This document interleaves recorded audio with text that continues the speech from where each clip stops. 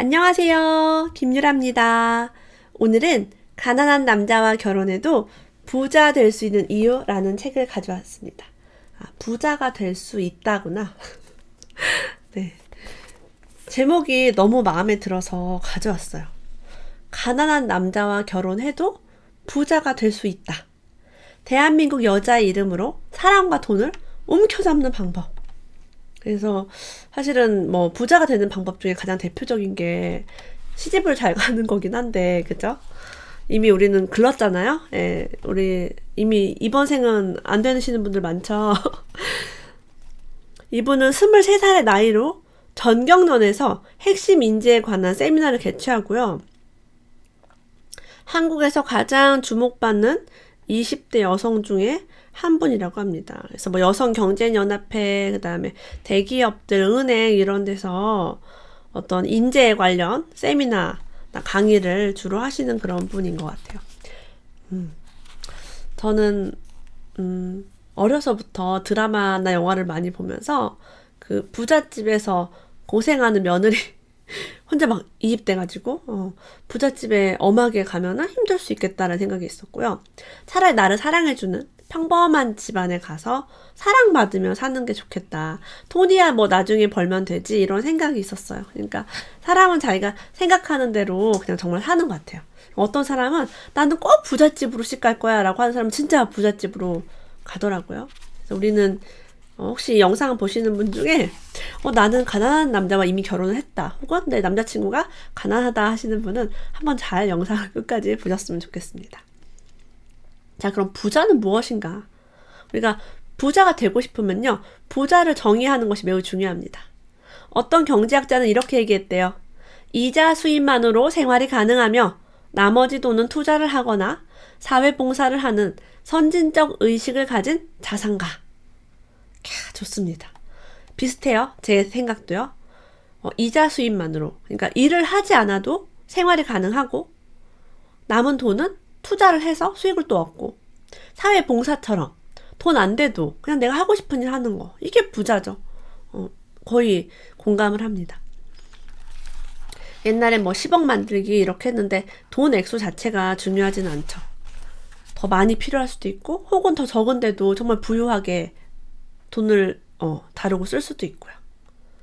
평강공주 다들 아세요? 평강공주야말로 성공한 부자 아내다라고 합니다.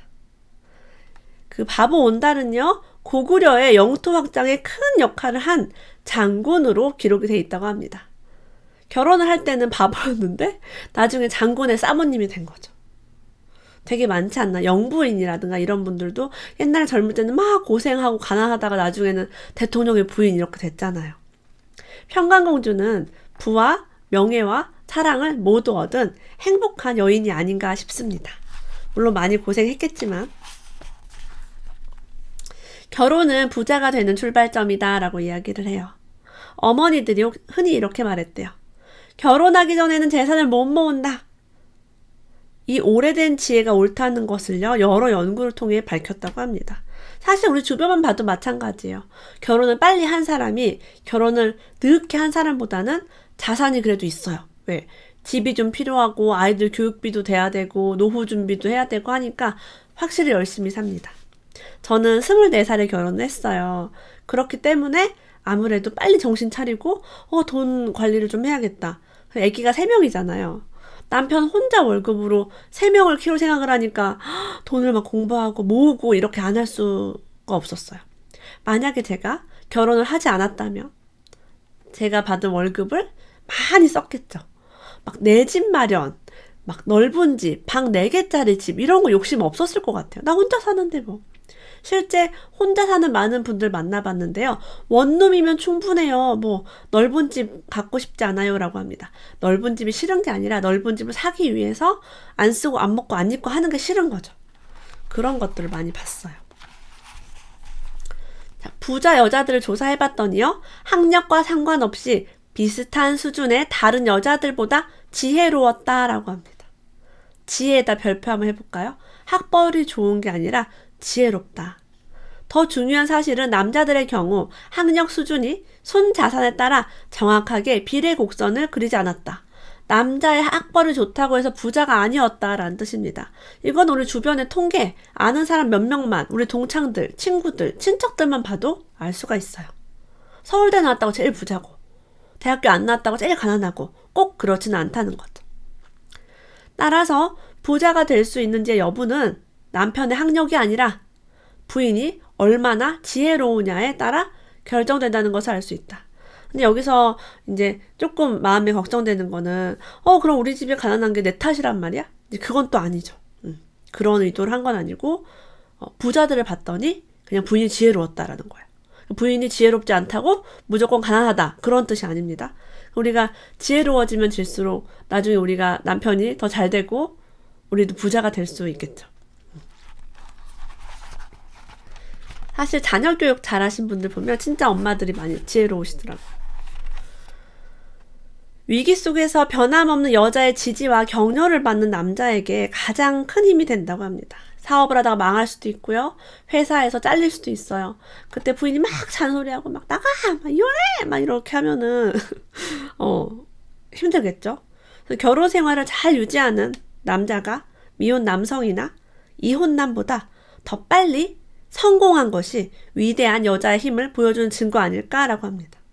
제 주변에 산전수전 다 겪으면서 성공하신 분들, 뭐 이름난 작가분들, 베스트셀러 작가, 강사분들 얘기 들어보면요.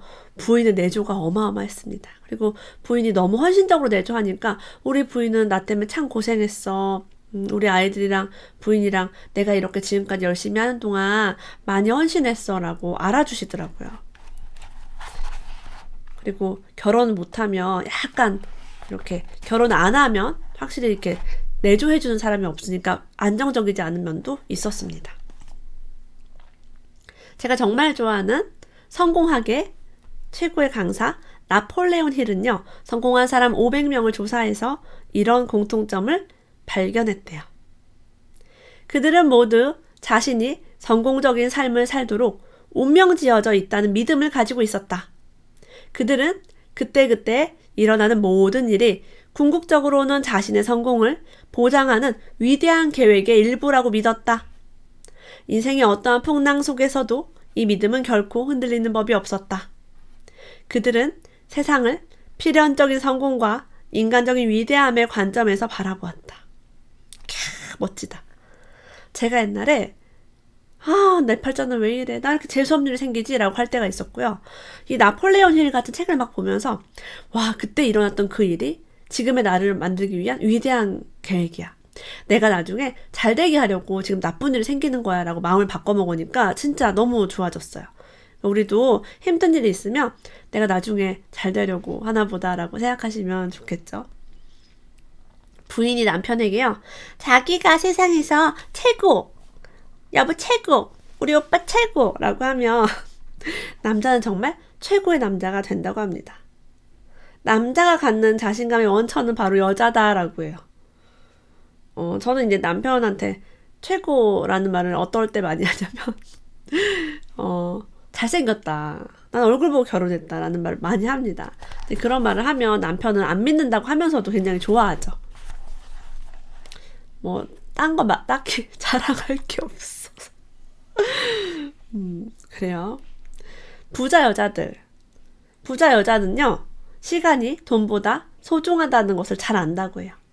살림을 하건 맞벌이를 하건 아무리 바쁘다 해도 반드시 자신만의 시간을 갖는다라고 합니다. 주어진 시간을 몽땅 가족에게 써버리는 게 아니라 나만의 시간을 가지려고 노력했다라고 해요.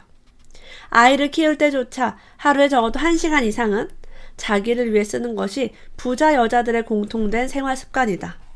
저는요, 아이들 키우면서요, 하루에 1시간 이상, 1시간이 뭐예요?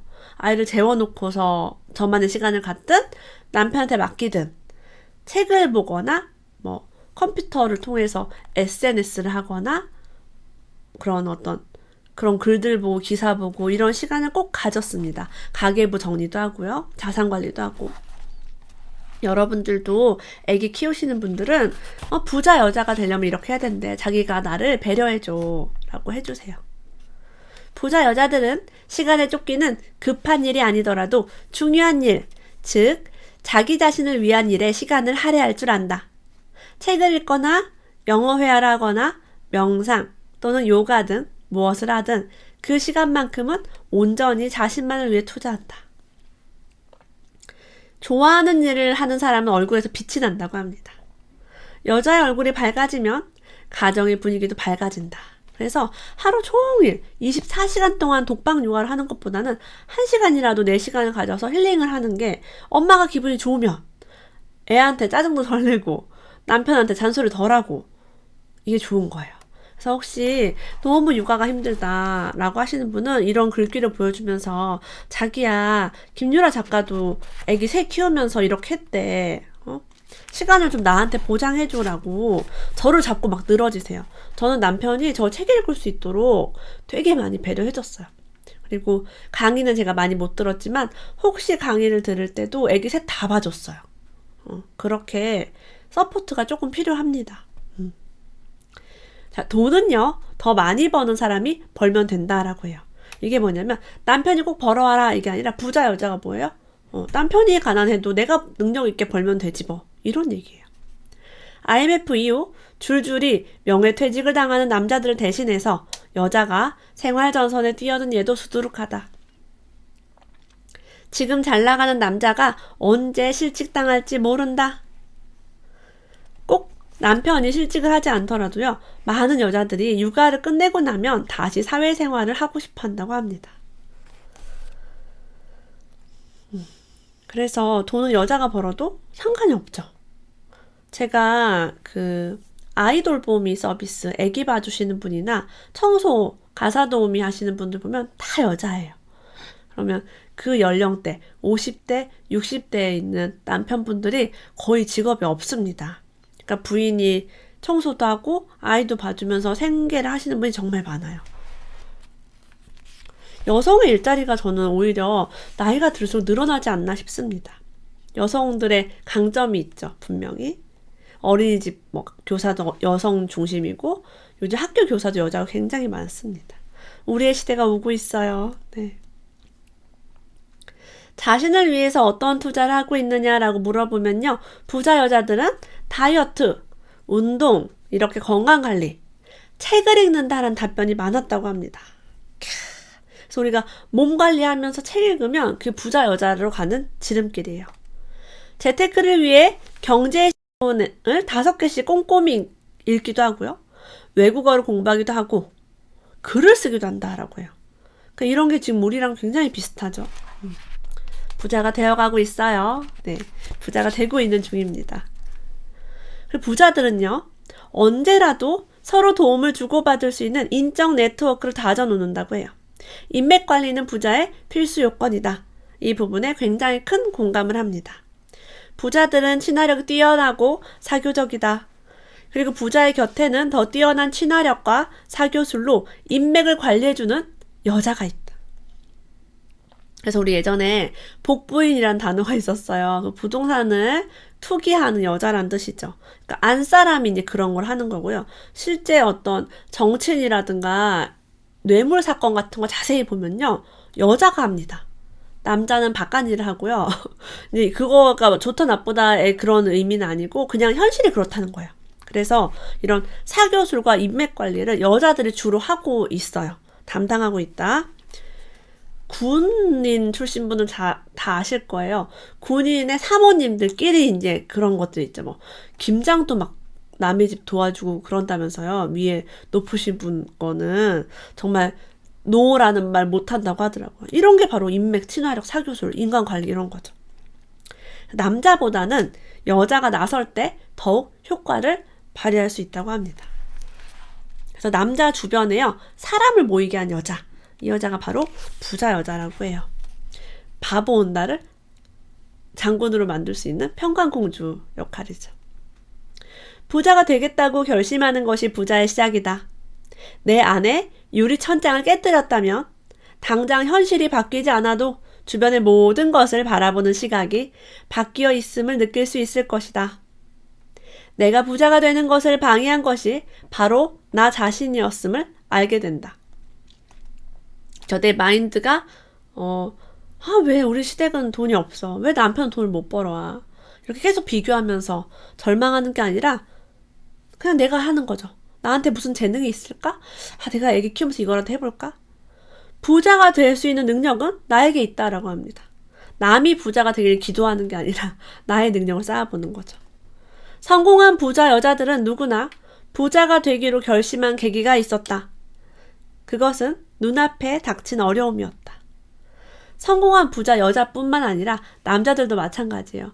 크게 성공하신 분들 보면 다 위기와 어려움이 있었습니다. 그 걸림돌을 디딤돌 삼아 성공할 수 있었던 것이다 라고 이야기하고 있어요. 많은 분들이 전 돈이 잘 안 모여요. 돈 문제가 있어요. 재테크 어려워요.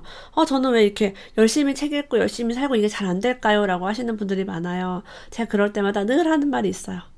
팔자가 좋아서 그래요 라고 합니다. 별로 큰 위기가 없고 큰 불안감이 없는 평온한 삶.